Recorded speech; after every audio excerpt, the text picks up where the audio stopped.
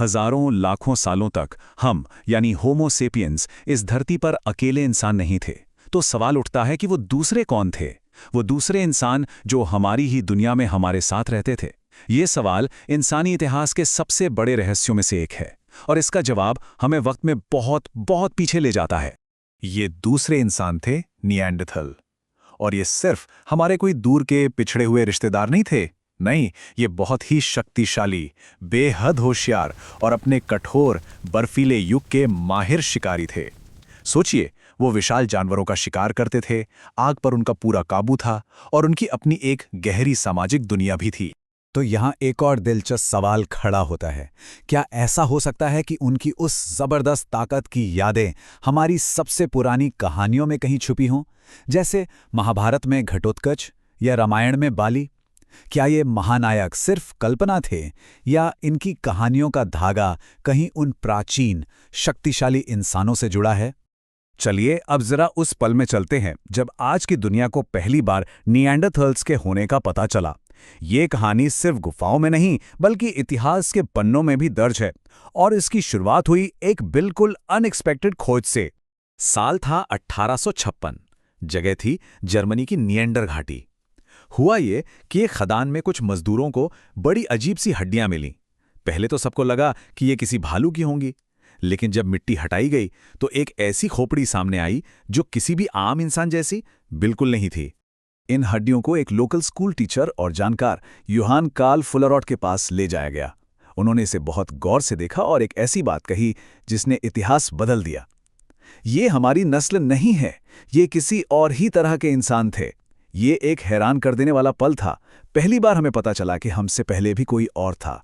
तो जरा उनके सफर को इस टाइमलाइन पर देखें। लगभग 4 लाख साल पहले वो यूरोप में पनपे। सोचकर देखिए, 1,30,000 साल पहले वो अपने चरम पर थे, पूरे यूरोप और एशिया में फैले हुए थे। फिर करीब 45,000 साल पहले एक बहुत बड़ा मोड़ आया।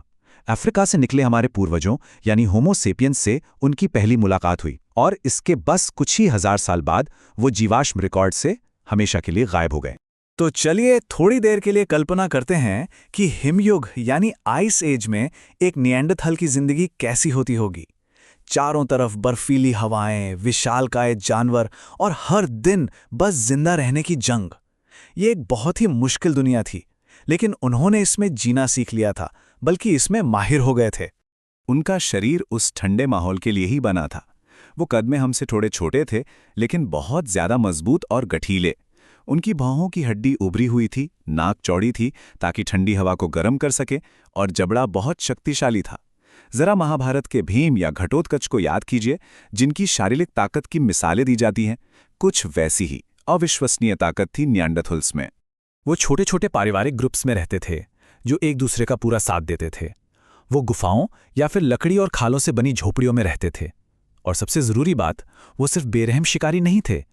इराक की शानीदार गुफा में ऐसे कंकाल मिले हैं जिनसे पता चलता है कि वो अपने बीमार, बूढ़े और घायल साथियों की देखभाल करते थे।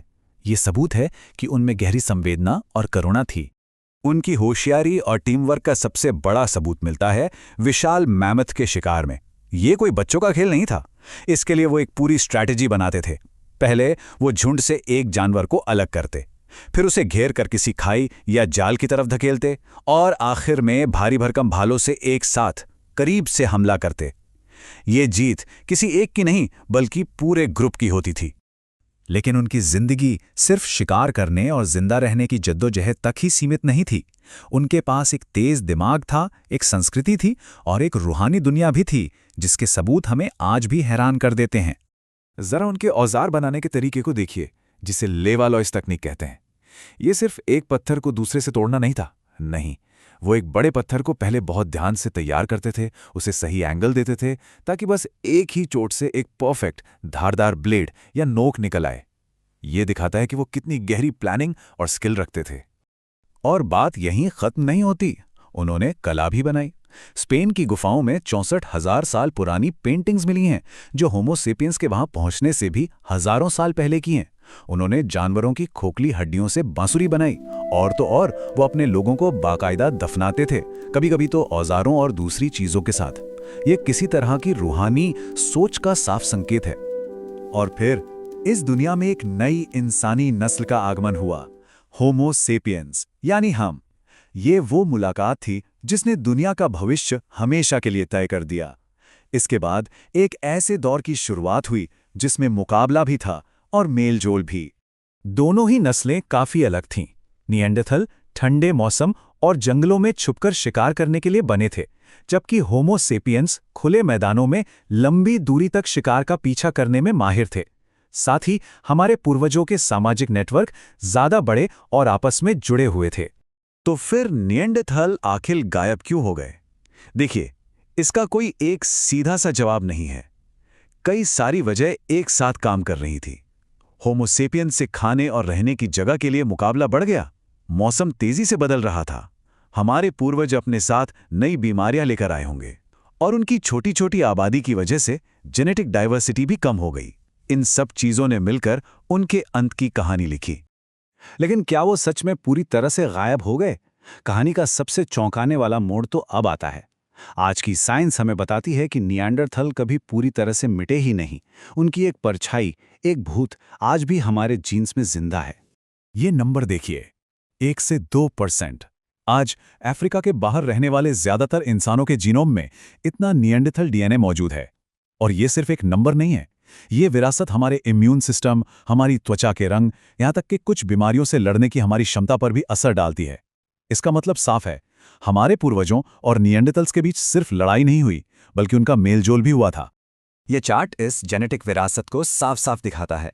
और ये कहानी भारत के लिए भी उतनी ही सच है।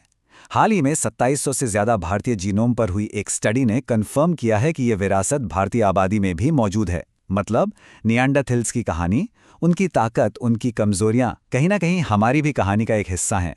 तो हम घूम फिरकर उसी आखिरी सवाल पर वापस आते हैं। अगर उनके जीन्स हमारे अंदर हैं, तो क्या ये मुमकिन नहीं कि उनकी बेमिसाल ताकत और उनके होने की यादें हमारी सबसे पुरानी कहानियों और मिथकों में आज भी जिंदा हों? ये एक ऐसा ख्याल है जो विज्ञान और कथाओं के बीच की धुंधली लकीर पर हमें सोचने के लिए अकेला छोड़ जाता है।